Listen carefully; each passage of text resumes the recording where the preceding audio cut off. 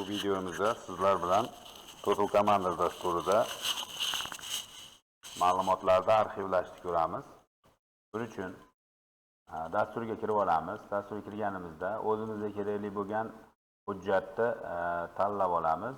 Ya'ni tishqonchani o'sha chap tarafini bir marta bosish orqali arxivlamoqchi bo'lgan faylimiz ustiga olib kelib qo'yamiz va mana bu joyda tepada upakovka fayl degan yozuvi bor. Mana shu tugmani bosamiz.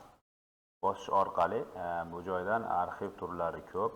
Misol uchun doim zip turadi, rar qilishingiz mumkin, tar, arch shunga o'xshagan arxiv turlarini tanlab belgilashingiz mumkin. Biz hozirgi holatda zip holatda turaveradi, boshqa joyga tegmayman. Bu joylarga ham agar parol, arxivingizga parol qo'yish kerak bo'lmasa, qo'ymay qo'yaverganingiz ma'qul. Ikkitada fichkasi turadi doim. OK tugmasini bosish orqali ma'lumotlarimiz mana ko'rib turibsiz, arxivlanyapti. Arxivlangan fayl yana shu joyga qaytib tushdi. Sababi ikkovi tomonida ham e-diskda turibdi. Mana arxivlangan ma'lumotimiz shu holatda bo'ladi. Endi buni bemalol Telegramdan olib jo'natib yuborishimiz mumkin bo'ladi.